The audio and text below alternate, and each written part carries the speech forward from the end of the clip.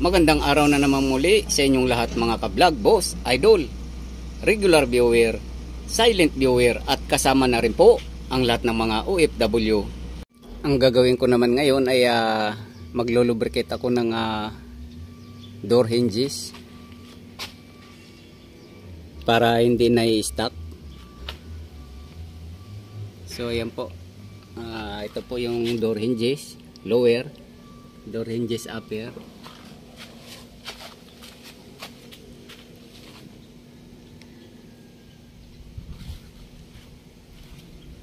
So kailangan din po nga nalulubricate to para hindi po na i-stuck. So ito po yung palatandaan na kailangan po ng lubrication yung mga hinges. Ayan po, namumula siya. So kapag mga ganyan po ay ibig sabihin na kalawang na po yan.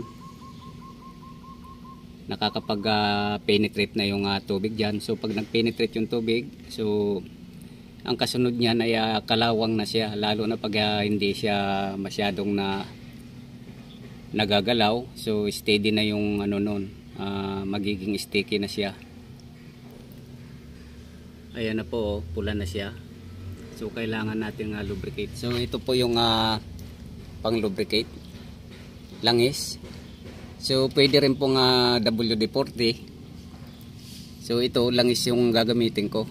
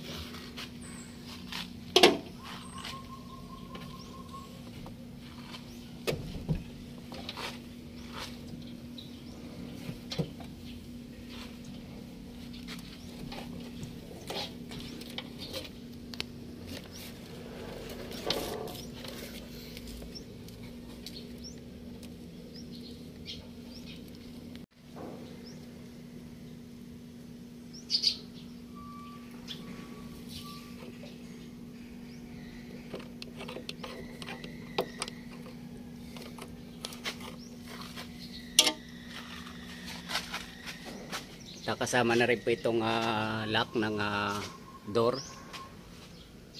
So ayan.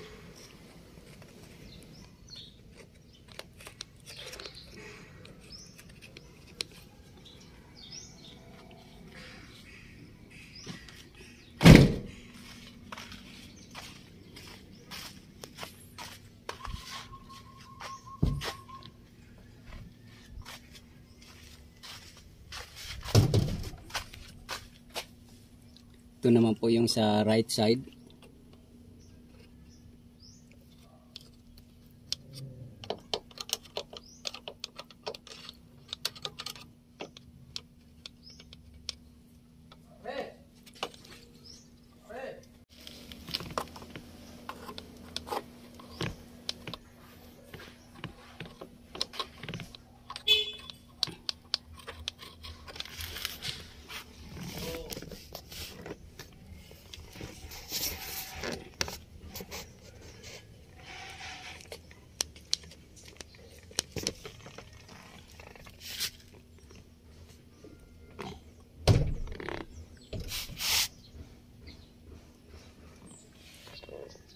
Yan, so okay na po, na lubricate ko na siya.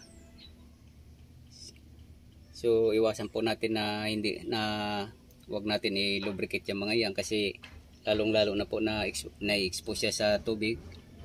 Lagi pong pinapasok, so kailangan po siya ng lubrication para wag pong mag-penetrate yung tubig ng matagal diyan. So kapag na-stuck yung tubig diyan at hindi na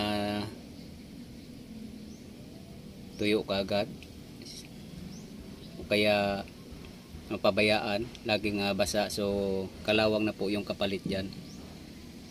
Hanggang sa matigas na po, maganit na siya. So hanggang dito na lang po muna ang video kong ito. Please like, subscribe na lang po and hit notification bell para sa susunod na mga video. God bless all po.